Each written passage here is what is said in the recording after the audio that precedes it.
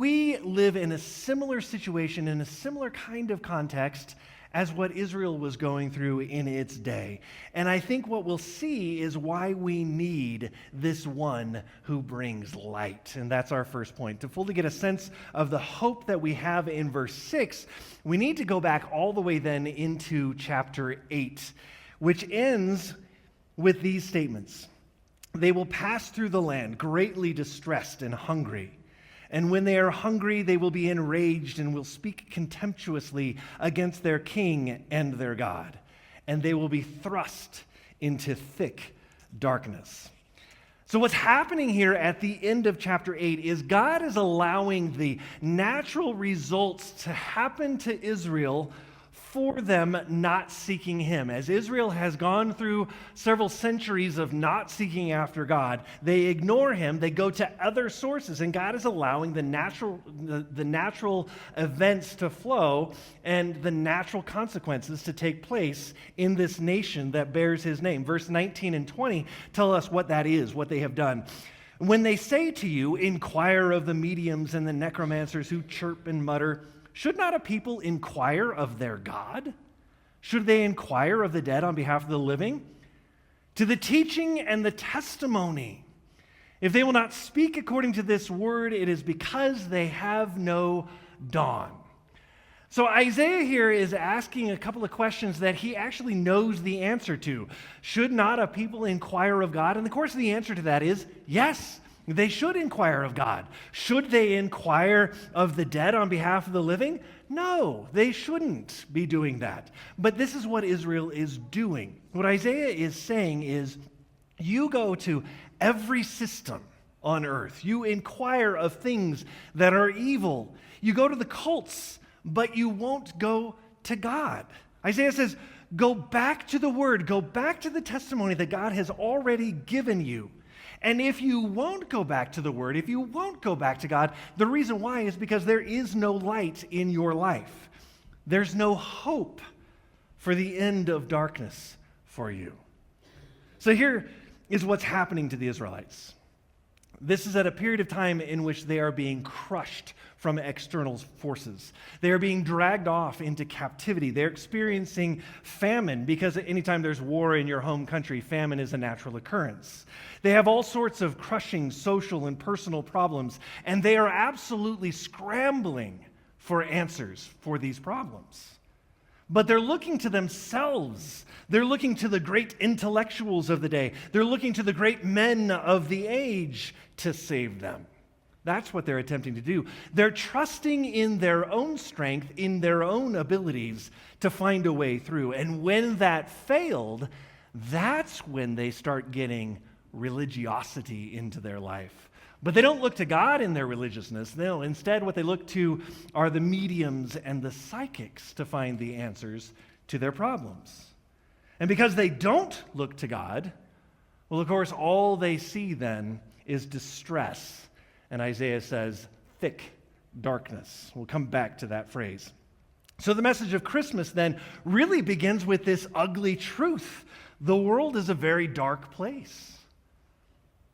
It has significant issues.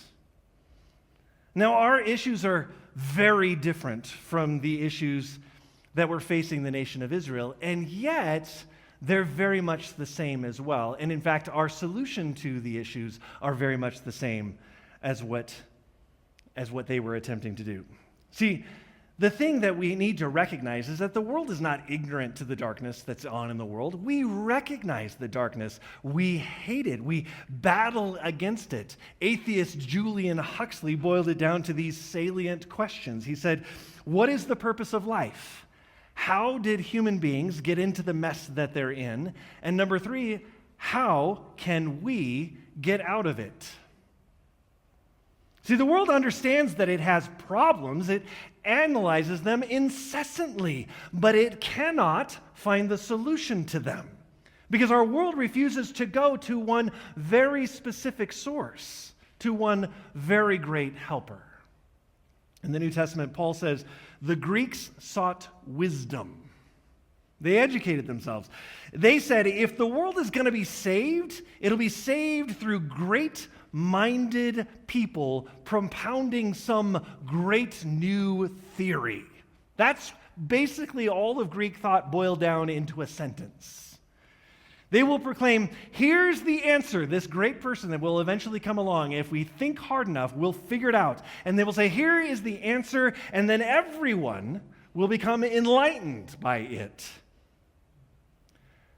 Skip forward a couple of thousand years when the Western world rediscovered the classicist Greek philosophy. We called it the Enlightenment, didn't we? And then we thought, well, if we have a few hundred years of great science and great technology, that will change everything for us. We'll find a way through all of this darkness and despair and lack of hope that we have. And yet the world is, you watch the news, the world is as violent today as it has ever been. People today are in bondage to substance and pornography and all sorts of oppression, even if they're not in bondage to violence.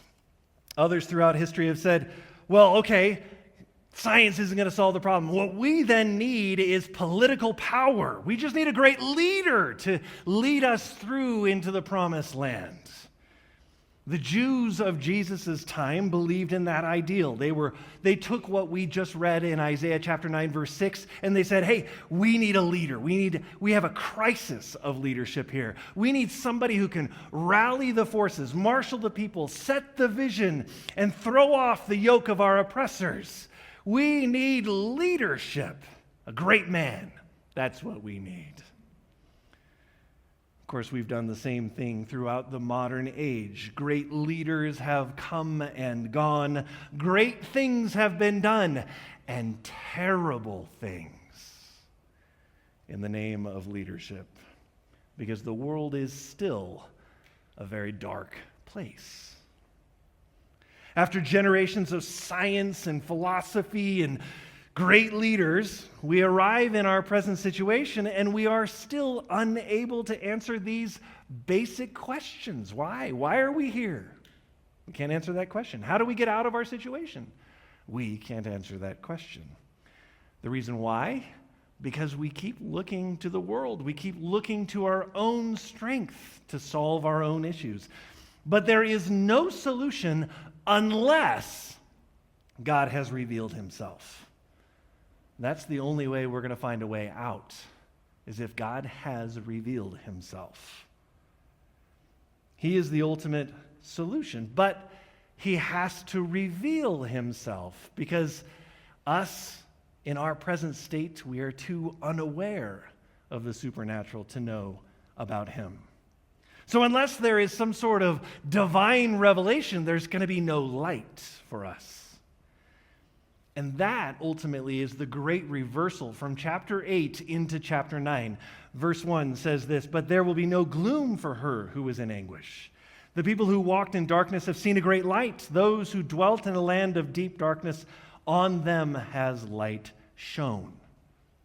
Now, some translations say, nevertheless, in place of the but that you see there at the very beginning of verse 1. Nevertheless, despite the fact that no one turns to God, that's chapter 8, despite the fact that they're in utter darkness, nevertheless, God does reveal himself. There is a light dawning. The passage says, the people have seen it. They didn't develop it or generate it themselves. It kindled and it originated from outside of them. Like we can't do this ourselves. All of our humanitarian efforts, whenever we establish something, we say we need a global humanitarian effort. We think somehow that that's going to solve all of the world's problems. But look at the end of verse 2. It says, in essence, it dawns on them, on the people. That's when we first see the light. In all of our scrambling around, it shines through on us through no effort of our own. The second half of the message of Christmas is this: God has intervened. God has revealed himself in ways that are more fantastic and more wonderful than we could ever have hoped before they happened. This is what it means for his light to shine, to dawn on us. It's God exploding into our situation with light. For to us a child is born, to us a son is given. There's the explosion in our world. Who could fathom before the way it would happen, that God would choose to reveal himself like that?